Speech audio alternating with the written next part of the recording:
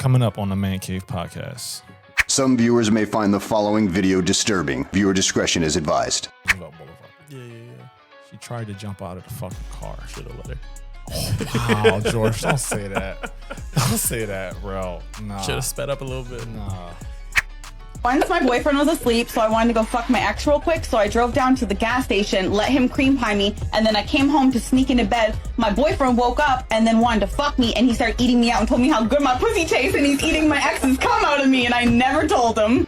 She actually left me and tried to kill both of my daughters who were, let's see, 3 and 5 at the time. Neither of us wanted to separate. We were great together, but we had to. It felt like she died. It has been 8 years now, and I cannot bring myself to date anyone else. I think about her every day. 8 years, homie? Get the fuck over it. Because I'm telling you what, she's done. She's had a bunch of dudes inside of her in 8 years. We can put it right here. Make sure you like and subscribe to the Man Cave podcast. Stay up to date on all things Man Cave and podcast. Yeah, Like good that. job. Yeah.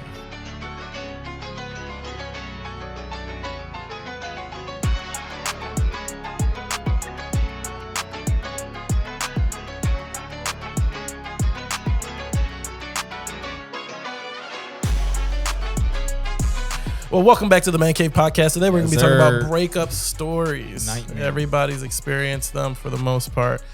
Some seem cordial, seem not too bad, and then others are nightmare horror stories. For sure. And we got some of our followers calling in to share their breakup stories. So look forward to that. Do you have any bad breakup stories of your own? Yeah. You want to go get into it, or? Yeah, I mean, I guess I have to, right? Just because we're here. It's supposed to be like a safe space. Nobody really gives a fuck about me anyway, so I can say whatever. Not a soul. Yeah. Go ahead. Once we hit like 5 million subscribers, I have to dial my shit back. But nah, man, for y'all who don't know, I was supposed to get married back in, was it 2018 now? So like 5 or 6 years ago. And me and the girl I was with at the time, what the fuck are you doing? See, here you go. No, go That's ahead. what My I'm bad. talking No, about. go back. That's what I'm That's talking my bad. about. Go ahead. The girl and I, leading up to like our breakup, shit was just tumultuous. So what? Tumultuous. It was Gotta Google that rocky, difficult. It was a lot going on. It was chaotic. Okay. You got it? Yeah, I understand cool. now. Got you. So it wasn't smooth and whatsoever.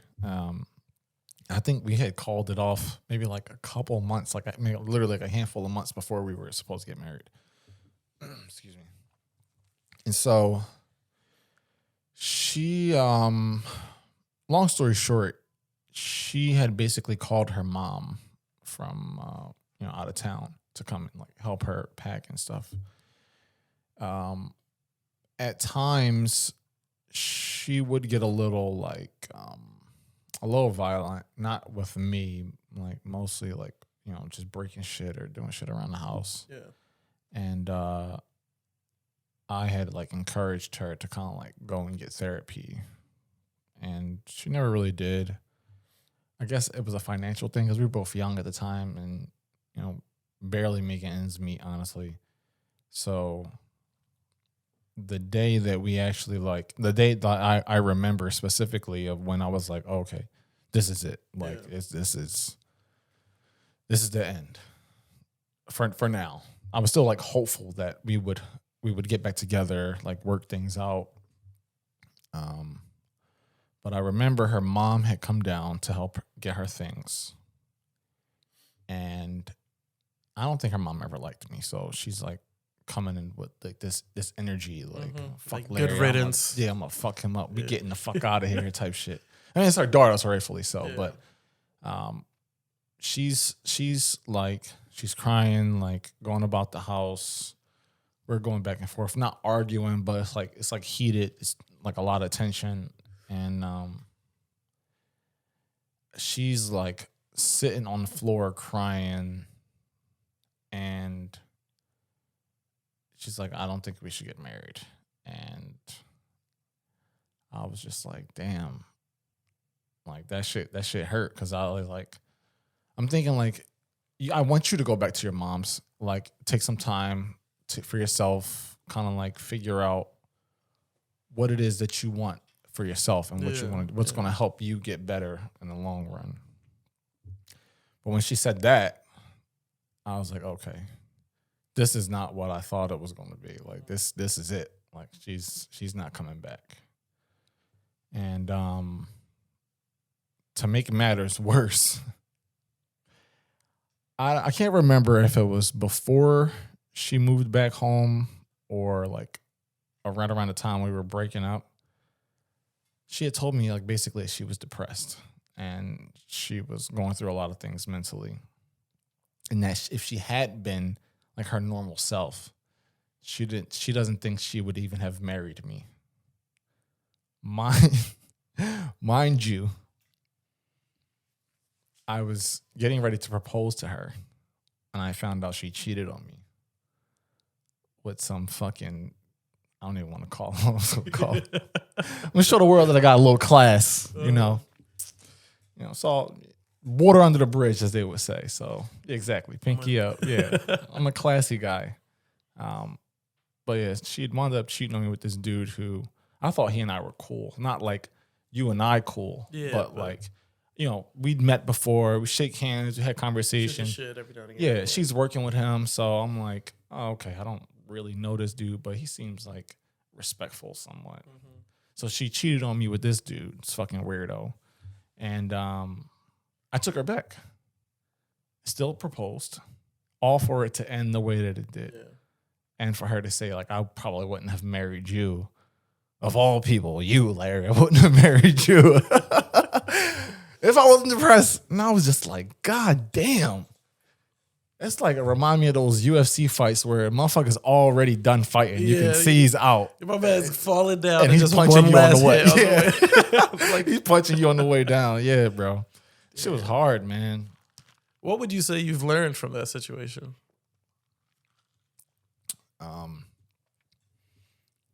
I didn't learn enough, honestly. Mm-hmm. I was too focused on building myself up to be a better person so that I could be somebody who could support her at her lowest points. Because I felt like I didn't do a good enough job of understanding her emotional and mental state when she was going through the shit she was going through. I felt like if I had been better, like in terms of like financially, physically, mentally, emotionally, if I had been able to better support her in all of those categories, maybe it would have been easier for us to kind of like turn the corner and she would have felt more inclined to actually go and get real help, you know. But like when you're going through some shit and you feel like the person who's supposed to have your back isn't really like holding you down how you would want them to, it kind of just makes the whole shit just a bad situation. And to be honest, like for anybody who's ever been with somebody who's depressed or dealing with any sort of like bipolar, whatever, bro, that shit is a lot. Especially she wasn't getting the kind of support she should have been getting from her parents and her friends and shit. I remember I tried to call, and God forbid, like this blows up and comes back on me. I don't give a fuck. I tried to call her sister. We had an argument one night. And for whatever reason, it seemed like we were stuck in this cycle. When we were about to go out, we would argue. We would fight. And one time it happened, I was like, all right, listen, we're about to go like be around my coworkers. And I'm like still trying to establish myself in real estate. I might have been like a year in. So I'm like, yo, I want people to see that I'm like somebody they can trust to refer business to, and I'm going to be somebody. I'm not going in there, your face beat red from crying in a fucking car, eyes basically swollen shut. I'm furious. Like, so it happened once. The second time it happened, I was like, yo, we're going home. Like, I don't want to do this. And on the fucking highway, you know, Roosevelt Boulevard. Yeah. She tried to jump out of the fucking car. Should have let her. Oh, wow, George, don't say that. Don't say that, bro. Nah. Should have sped up a little bit. Nah. That's crazy, actually, to say that. Yeah, but I called her sister. Yeah. And I was like, yo, like, your sister just tried to, like, really fuck herself up. And she was like, whatever you do, don't call my mother and tell her that. I was like, that's all you got? That's all you got for me? Should have called me about this. Oh my God. Basically, Yeah. like, what type of shit is that? That's crazy. Yeah. And I, like, you know, like, looking back, I could have for sure done some things better. I'm not trying to paint her out to be a villain or psycho or anything like that. But it's like, I was saying all that to say, like, if you're the type of person who's in that situation, it takes a fucking toll on you. Yeah. So even if I wanted to be my best self for her and support her through all that shit she was going through, I felt like beat the fuck down, bro. Like, you're in this space with somebody who is constantly like demanding all of your emotional energy, and for a 20-something-year-old who's starting a business and you've never done it, it feels like you're against the entire fucking world. Yeah. So here's the thing, like, in a situation where you're in a relationship with somebody who is struggling mentally, is struggling with depression, right, and you want to be their support system in a way, but they're refusing to find help for themselves. I mean, how much time do you put in before you just have to walk away? I think that varies from person to person. And when you ask me, what did I learn? The thing that I wish I had learned, and I think it'll help this person, like, you know, answer this question, is knowing your worth, your self-worth, knowing how much you're willing to put up with before you've like, this is not going to work for me. Because I was so hell-bent on making it work, like, oh, like, if I don't marry her, like, who the fuck is going to marry me? Yeah. You know what I'm saying? Like, that was like one of the thoughts that I was having, like, oh, like, she's beautiful, she's smart, she's this, she's that. Like, I've never been with a person like this. Mind you, I'm still like 20-something, so I hadn't even hit my peak, like, in terms of like my financial, physical status and all, which, like, again, helps men to attract the more quality type of individual. Mm-hmm. So I just was selling myself short, I think. Yeah. It's funny because I have a story from Reddit that's very kind of similar. Okay. It's a lot shorter. I should.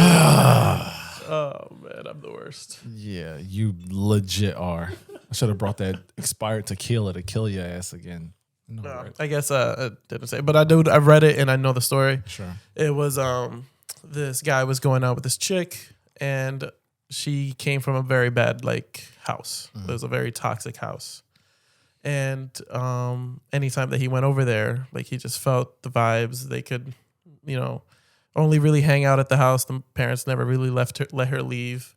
Do you remember how old they were? That he didn't put it in. Okay. Yeah. But ultimately, he said it was just too draining for him. Yeah. To have to go over there and deal with that. And over again, he made the decision to split apart from her.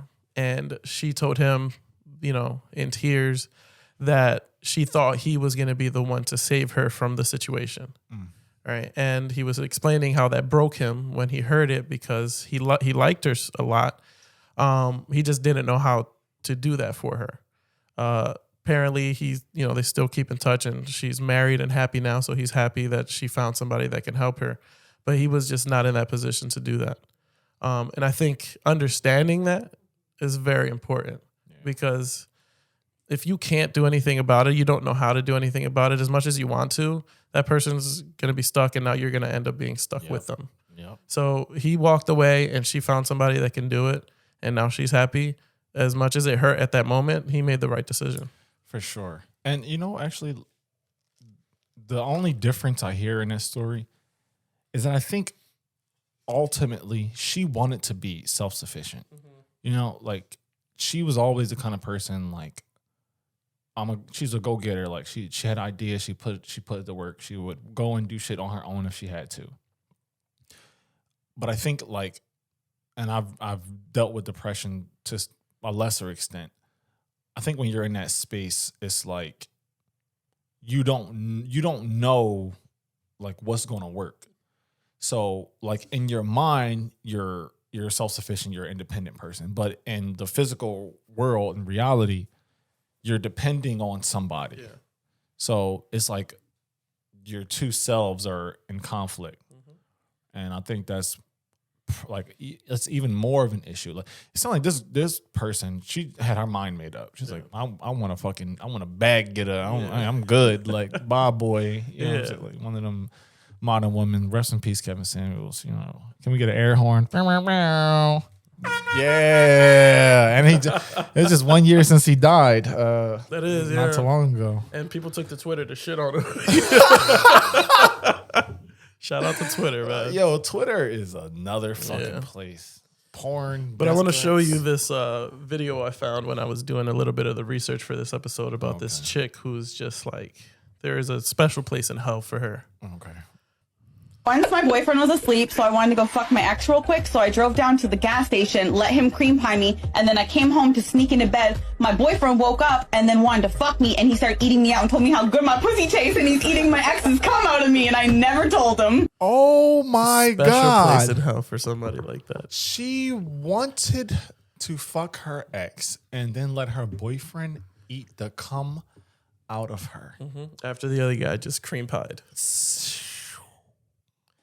Yeah, I was like looking up crazy like breakup stories. That one came up. There's another story of a girl, like she shared her story. It's very similar to that one. Let me just see if I can pull that one up. This is also on Reddit.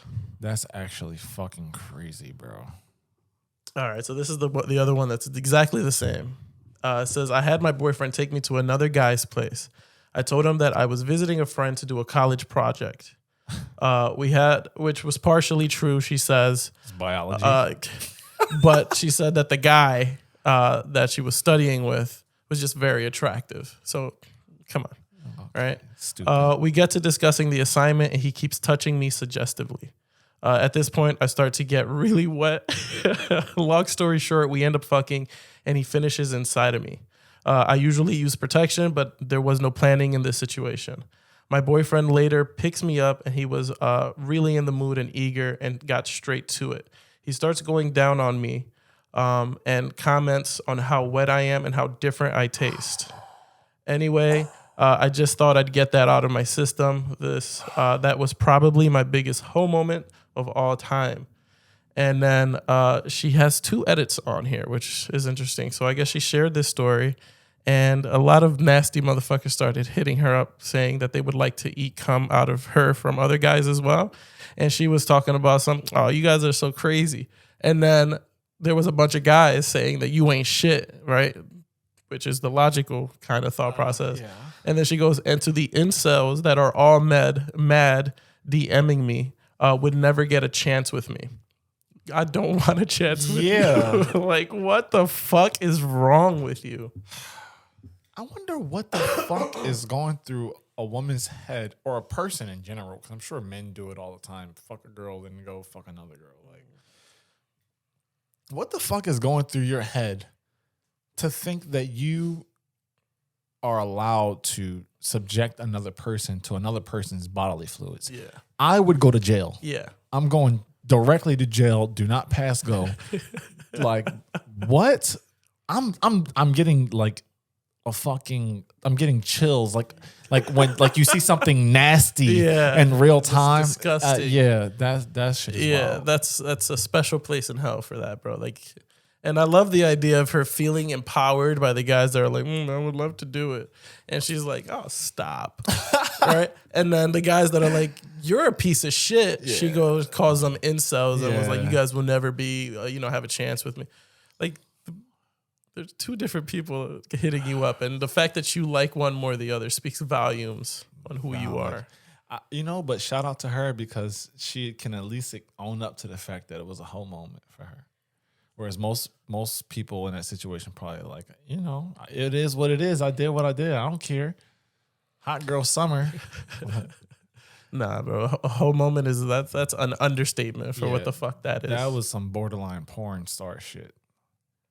And not borderline. That was some porn star shit. I've seen some X videos. All right. There's another one on Reddit that I found where it says, my dad took my girlfriend from me. My dad took my girlfriend from me. So my ex left me for my father. My dad and I had a weird routine for a few years. I'd meet a girl. Things would be okay. We'd hang around my dad's bar, etc. After we'd split, he'd end up hiring her and usually taking her home a few times. Hiring her for what? In the bar. Okay. Yeah. Okay. It was creepy, but it was out of my control, and women absolutely love him. But none of them ever left me for him. We usually split on our own reasons, and then a few months later they'd be with him. But this time she left me for him. Can you imagine? Yeah, I could actually. First of all, yeah, but your dad getting your sloppy seconds every time. Actually, in this situation, it's not even sloppy seconds. It's like he is taking your plate. Yeah. Bro, Just straight you up. didn't even get to finish your food, bro. But how do you even before you get to that point, how do you maintain any kind of relationship with your father who just constantly you done with this one?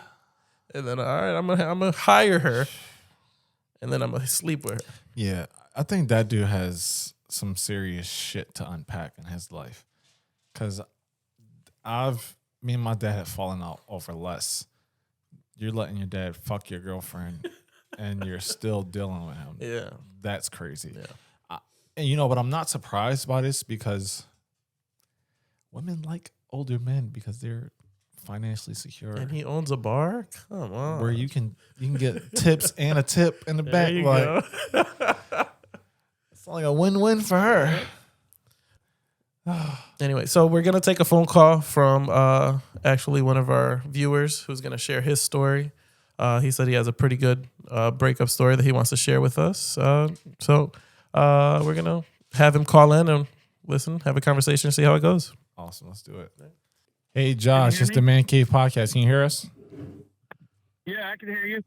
Awesome. So today we're Can you hear me? covering. Yeah, we hear you. We hear you loud and clear. Today we're covering horrible nightmare breakup stories, and on IG you DM'd us that you got some pretty juicy shit to share. Yeah. I actually had my ex-wife. We're just gonna call her M. She actually left me and tried to kill both of my daughters, who were 3 and 5 at the time. So this was about 11 years ago. Wait, 12 years ago. She just randomly tried to kill him? Yeah. She just had a mental episode. Sorry about that. I'm outside, so the girls can't hear me. Yeah. So, she just like all of a sudden had a mental breakdown and just left me. Took the girls, tried to go into hiding. Like, she also I'll make sure I got this. It's been a while since I've told this story, All good. She had some history, some trauma that happened to her that she never dealt with, and so that was the cause of the mental breakdown. And so she tried to take the girls, hide them out. She got a false PPO against me. It was a roller coaster. But in 2011, this all happened. And then we got back together, but I didn't know at the time that she tried to overdose the girls and stuff. I just thought she had a mental breakdown. So I was like, okay, I can deal with that. We'll get you some help and, work through it. So she had tried to kill them and you didn't even know. I didn't even know. When did you find out? She told me around July of 2012, so like a year later. Wow. After everything happened, she told me, and then like I filed for divorce and stuff from her. How did she react from that after you filed for a divorce? It was a messy divorce, man. It took me a long time to get the girls in a safe space. Like I had a judge here in I'll say it, Jackson, Michigan. You know what I'm saying? It was a crappy judge that had a crappy divorce herself, so she hated men and tried to throw me in the bus any chance she had. Wow. So, who ended up getting custody? Was it you? I did. I had temporary full custody from the start. She just had visitations. And then we had visitations through. Oh, hang on. Let me finish the rest of the story, and then we'll get all into that. Okay. So, she told me that she tried to kill the girls and everything. She tried to overdose them with herself. And at a time like that, she was hiding out. Like, she was actually institutionalized at that point. So, and then when we got back together between 2011 and 2012, in that year span, she was probably institutionalized, I want to say 4 to 5 times again.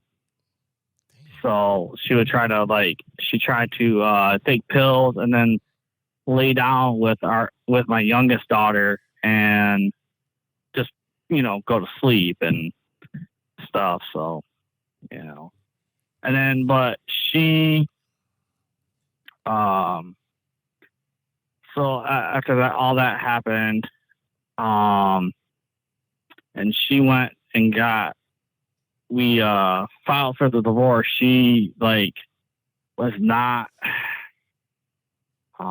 very happy. We had to go to. She had to pay. I guess this is how, if I remember correctly, she had to pay to see the girls, pay a court supervisor to be able to see the girls. And then that was probably for 7 months until my oldest daughter tried to commit suicide herself from the PTSD of everything happening. My oldest daughter also tried to jump out of a moving car at 55 mile an hour. She has we just got her diagnosed. She had complex post-traumatic stress disorder. She has autism, and she's ADHD. So she she's dealing with a lot. Is handling everything better. She's handling everything better now. After these years, I put a lot of work in with helping them. A lot of appointments, a lot of different specialists. But yeah, PTSD is no joke, and breakups, and it's a crazy roller coaster. Yeah, I mean, breakups now are my bad. girl, Add children into the mix. This is going to be so much worse. Yeah, especially then mixing somebody that didn't think they did anything wrong and they deserve to be a mother, and it's. Well, where are you guys at? How are you guys dealing now? Are you guys in a better place? Are you doing better? Are your daughter's doing better? Yeah. My youngest is doing really well. She's gotten over that trauma. Like I said, my oldest has the autism and the complex post, because I think my oldest daughter protected my youngest at the time. Yeah. From everything. Because my youngest, actually, I didn't know this either, was molested by my ex-wife's younger brother. Jeez. So that's another, whole issue. It's, like I said, it's been a roller coaster of emotions and everything. So Josh, let me ask you, man. You said that you were having a hard time getting custody of the girls after you had filed for the divorce. Did you tell the judge that she had tried to kill the girls and herself? Yeah, I had I had even so when you first file the divorce with children, you go see a mediator. I took evidence with me to the mediation that said from a doctor, from an ex-wife's doctor that said that she talked about her doing that to the girls, and the judge kind of like just dismissed it. Are you fucking kidding me? No. Like I said, this judge here in town, she just had a bad divorce, and she hates all men, really, honestly. It took me 7 years of fighting this judge to finally get to where me and the girls are like, okay, we can do what we want. If the girls don't want to see their mom, they don't have to see her. You know, it took 7 years. And I had multiple therapists, psychiatrists writing letters to the judge saying, hey, you know, it's detrimental to the girls, you know, seeing their mother. I suggest they don't see her, you know. And this judge didn't care. Wow. Like I'm going to tell all the fathers, don't give up, because there's hope at the end, you know. Awesome. Yeah, for sure. There's hope at the end. Yeah, shout out to you for dealing with all that, not giving up, and making sure that you had your daughter's best interest in mind the entire way through, and even after the fact, seeking therapy for your older daughter and everything. That's a lot to deal with. Thank you. Yeah. I mean, I still deal with things every day. Like I said, my oldest has autism and stuff, so we still have like things we have to deal with every day. But it's a lot better than what it was. So I mean, she's not attempted suicide or anything like that. She's a very happy girl, likes drawing and art now, so that's very good. Yeah, that's good to hear. Yeah, so look, man, I just want to say thank you for calling in and, you know, giving us your story. That's a, you know, intense story. Yeah. Like I said, I'm glad that you and your daughters are in a good place, and you know, went through all that to make sure they were safe. So. Well, I mean, I want to get the word out there, you know, for fathers, don't give up. You know, you're going to get through it. It's going to be a rough battle, but you'll get through anything. So. And Josh, thanks for following and supporting the channel, man. We're gonna support you. Yeah, no problem. No problem. The story gets out there and that people hear what you went through. I say, if any fathers out there, you know, reach out, you know, let them throw my number, you know, I'll be more happy to talk to anybody, help them through. Awesome. Thanks, Josh, for calling in, man. We'll be in touch soon. Yeah. Okay, no problem. Have a good one, fellas. Thank you. You too. All right. Yeah. Damn, man. Yeah, that guy went through too much. That's insane. I didn't think that would be like the story we would get. It honestly shits on anything that I've ever gone through because I don't have kids. Yeah, it's just like I said, once you throw kids into the mix and then you throw a mentally unstable parent either direction, it's just going to make the situation so much worse. Yeah. Do you have any breakup stories? No, I've been with the same girl forever. The only breakup stories I got are from like Kit Kat bars. That was actually funny. You like you it? got that. You got that one. Wow, you've lived a very privileged fucking life. That was an awful call, by the way. I was not expecting that. But shout out to Josh for sharing his story because I think a lot of dudes can appreciate. Yeah, the one thing that like I like is his message of telling dads not to give up. When we had shared our video or clip, what was it, earlier this year with the war on men, and we talked about, you know, custody battles and everything like that. One thing that we saw a lot of was guys telling their story on there as well about how difficult it was for them and how much money they had to throw in order to get their divorce and all of that shit. Yeah.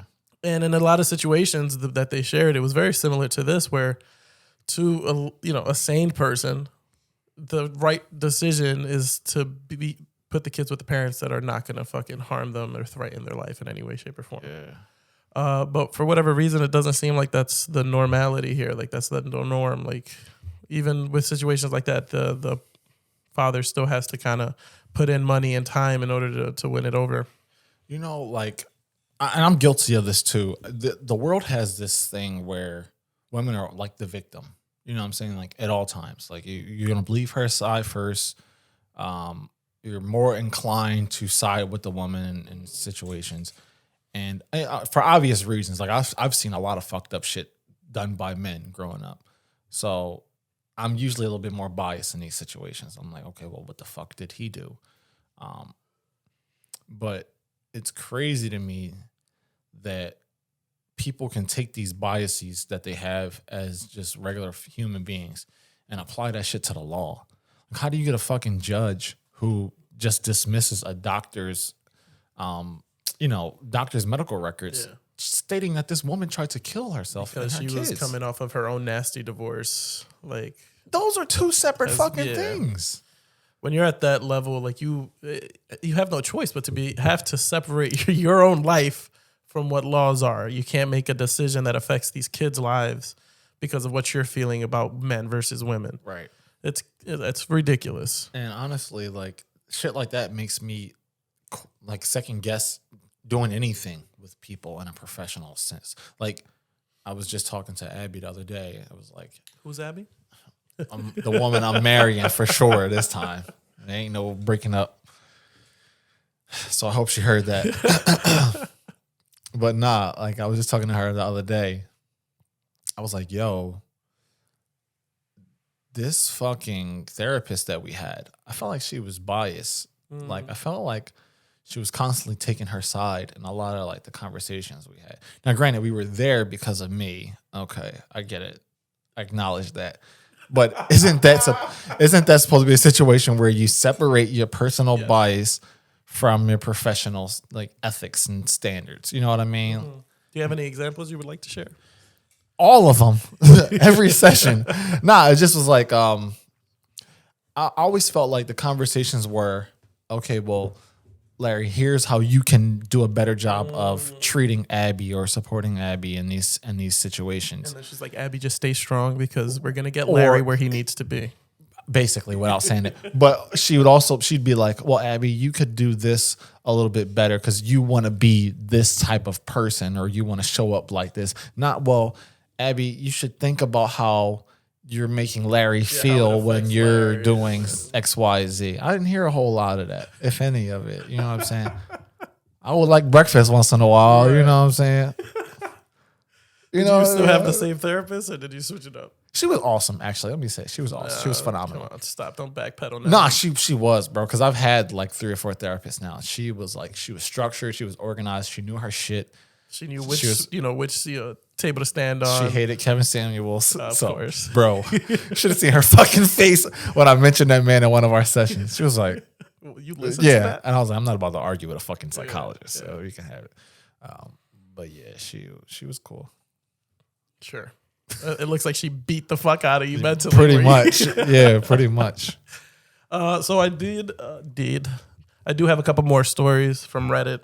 This one is sad but hilarious to me. How the fuck does that work, George? Because it says 7 years ended with an early morning voicemail message.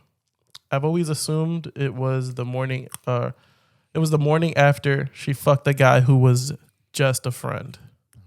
Okay. Haven't heard from her since. What, bro? Yo, Reddit is full of fucking sociopaths, bro. Yep. What the fuck are you talking about? Woke up to a voicemail of his girl. Hey, we're done. And the voicemail came in the night that she was hanging out with just a friend guy, and then just never heard from her again. She might be dead.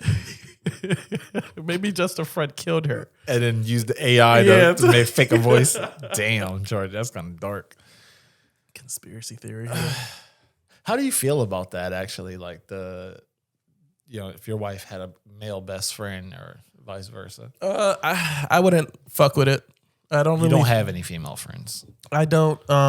Like I shared the story in an earlier episode. Yeah. Where me, some people from my old job were gonna go, and a woman was gonna go. Yeah. And I made the decision to not go. Yeah. Because the woman's gonna go, and I knew that obviously I'm not gonna do anything, and I'm convinced she was cool people. She's not gonna do anything, but my wife never met her. Yeah. Right.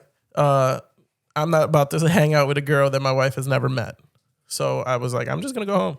You're so mature for a fucking 18-year-old. I just didn't want to fucking deal with it. Valid. Like, if I go out with her, I gotta hear her fucking mouth when I go home. Yeah. Yeah. I remember we didn't break up, but I am going to share this story. Are you sure? Yeah, we'll see. She doesn't listen to these all the way through, so she won't get to this part. Yeah, we're about, what, 45 minutes in? So this is, maybe you can give me your opinion. Sure. I don't think I did anything wrong. I do have a degree in psychology. Well, then, tell me. Yeah, cool. So she went, this was so long ago. She went to Paris for her school trip in college.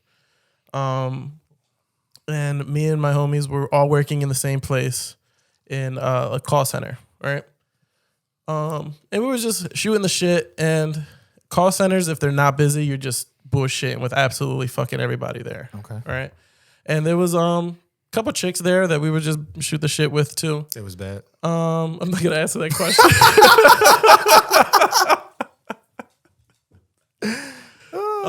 Right? So I remember like the girl was like, because we started talking about video games. I mean, me and my friend was talking about Left 4 Dead, and she was like, oh, that she loves Left 4 Dead and she has an Xbox and shit. And she was like, if you guys want to play, we can play. I was like, I don't really have Left 4 Dead, but it's like $7 at GameStop, right? Because my other homies was like, yeah, let's play. I was like, all right, I'll pick it up on the way home. We'll play together, right? And so we played whatever on Xbox. We were just playing Left 4 Dead. And then the girl ends up posting on my like Facebook page about, hey, when are we playing Left 4 Dead again? Because that shit was fun or something, right? And I never responded. But Alina's like, it was like the day that she got back from Paris.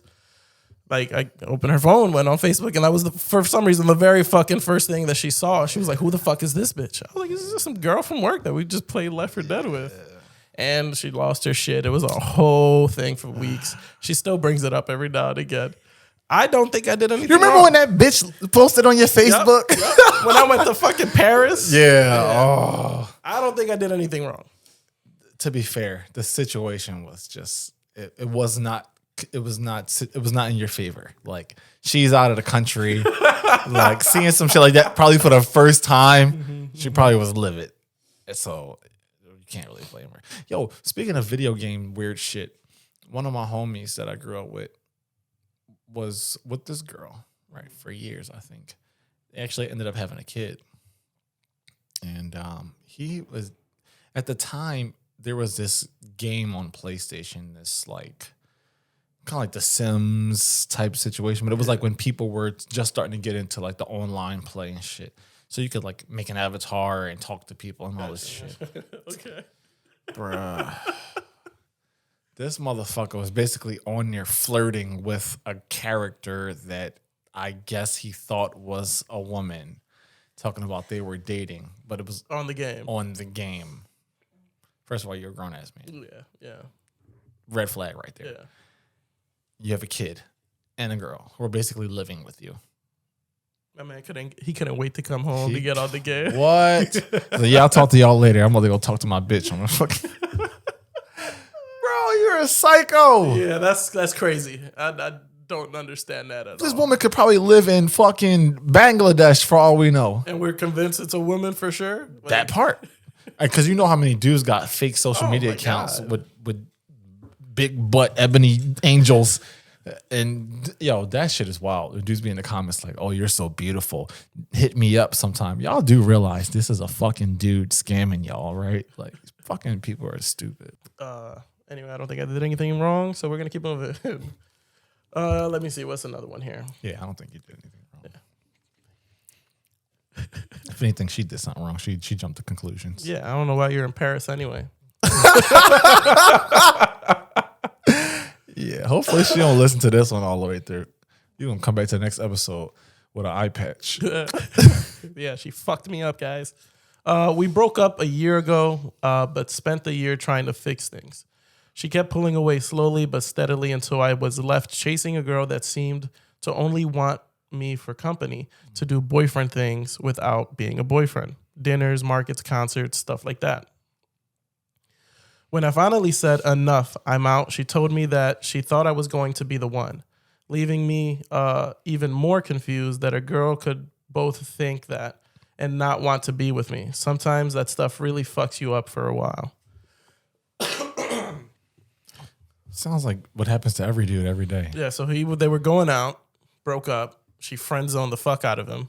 And he was thinking maybe there's a chance, and then said, nah, I'm out of here. And then she tried to hit him with the, I was going to give you another chance. Yeah, they do that shit all the time, bro. And that's why, like, it's toxic as it is. People teach men to focus on your money and let women chase you for this type of shit right here. I mean, you obviously know nothing about that. No. Prince of fucking Mendez Castle. Like, you've had this perfect ass life your whole life and you don't know nothing about this struggle. I'm like legit ready to stab you just sitting here looking at you. Life is good for you, huh? You got no trauma. I was out here struggling. Yeah, I heard dating is pretty hard. Yeah. Yeesh. I'm glad I got out of that shit. Cause bro, when I was in college, right? I can share this story because fuck her. I don't even know if she's alive anymore. What the fuck? I don't know where the fuck she is. You don't follow this on social media. Okay. I've been talked to her like fucking 15 years. But this girl, I was crushing on hard, bro. First of all, I regret my entire college existence because I was just focused on all the wrong shit. I wanted to be at the start of the basketball team. Was never going to happen because I basically was about to fight the basketball team. Go ahead. I'm not fuck you for real. But nah, this girl I was like crazy over. I took her out on my birthday, paid for dinner on my birthday.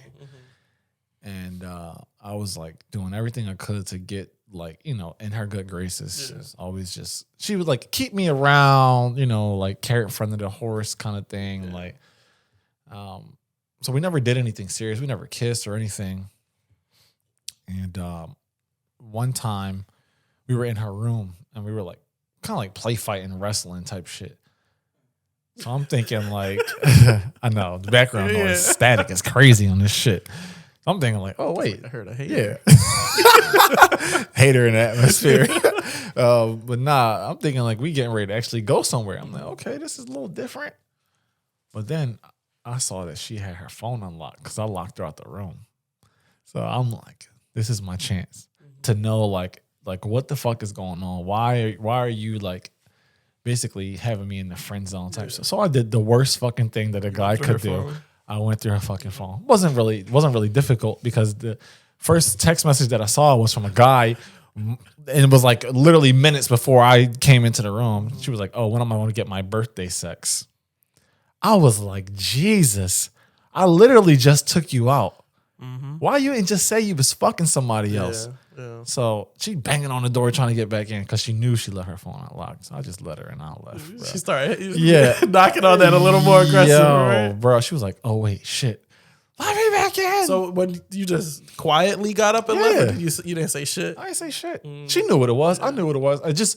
I needed that closure. You didn't turn that play fight into like a fight, quick uppercut, walking out. Listen, we got enough Browns beating up women. I don't got to join the list. Yeah. Chris Brown, James Brown, Bobby Brown. Like, I'm good, bro. I'm not making that list. But nah, so then like maybe like a couple weeks later, she came into the cafeteria trying to like sit at the table with me. She's like, oh, hey, Larry. Because mind you, it's like table like this. Yeah. I'm sitting by myself in the corner. She came, sat down with her tray. I got up and left. And that was like the last time we had like any contact with each other. Yeah, and I think that solidified. She was like, yeah, he knows. Obviously. Like, if you don't get it by now, you just fucking slow. It's one of those things where it's like silence is going to hit harder than any of the words that you would have said. Because she was probably, if you would have reacted, I gave her more power. Exactly. And she's probably going to be like, oh, he do like me then, if he's that angry. Exactly. But you getting up and walking away killed her. Bro, listen, I am regretfully going to say this. I'm the master of silence. I've learned that shit is very powerful, very toxic. Like, if you don't want to give anybody any idea as to how to respond to you, you don't say shit and let them wonder, right? And now I'm learned in therapy that like that's literally the worst thing you can do to somebody is not talk. Yeah. And like for a while, like earlier on, I was like, okay, I'm just not going to say anything to this person because if I don't give them access to me, like that's going to kill them. Then later on, it was like, all right, I don't know how to respond appropriately to this, so I'm not just going to say anything. Mm-hmm. Both of those were wrong. So for people who are in relationships or you're just out here in the street, learn to communicate. It's better for everybody, including you, George. I think I'm doing all right. It's debatable. Yeah, 2 kids. Do you? I think they're mine. Yikes, huh? Keeping it going. You're going to get fried. Yeah. No. Yeah. She's not listening. He's not even telling this episode released. Yeah, no. We just read Reddit stories. No, we're going to skip a week. Oh, man. All right, let's see if we get a couple more before we end it. I haven't read these. I'm just going through the page. So. And would you not read them like you're doing like porn, like a sexual? I'm trying to bring you in to the story, Larry. I'm good. Actually, here, let me turn on some background music while I read. You're going to get us fucking flagged. No, I actually have the rights music. To all this shit. Yep. And I picked this song specifically because it's called Cotton Dreams. So like cotton panties? Wow! Wow! What the fuck is wrong with you, yo? What? Is that like... Shut the fuck up and read your stupid ass story. Bitch. All right. Honestly, the girl I broke up with on my senior year of high school, absolute sweetheart of a girl, but absolute shit show of a home life. Oh, that seems like an average fucking story then. Welcome to America. 18-year-old me didn't have the emotional bandwidth to deal with. That was the same one. All right, my bad.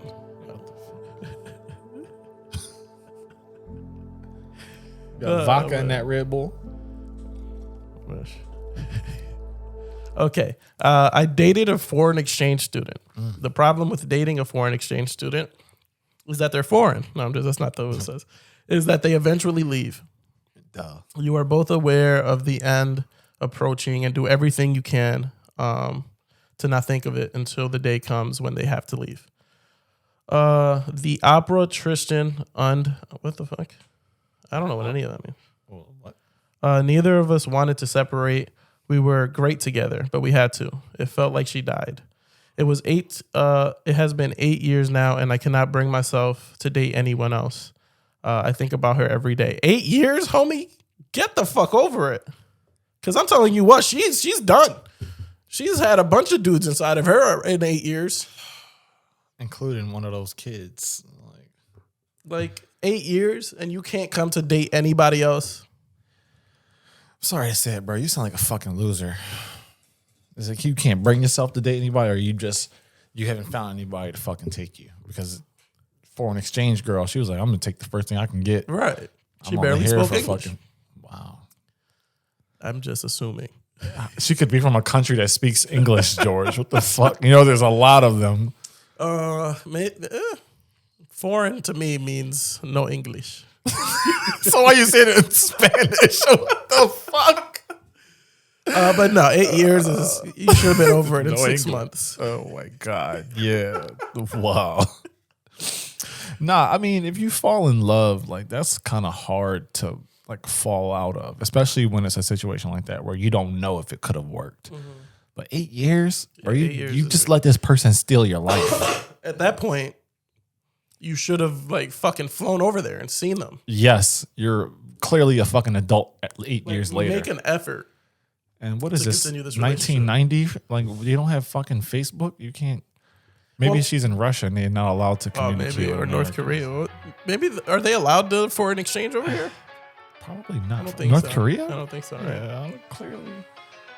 Our like Cold War between them and America. Like, can't occasionally send somebody just to learn.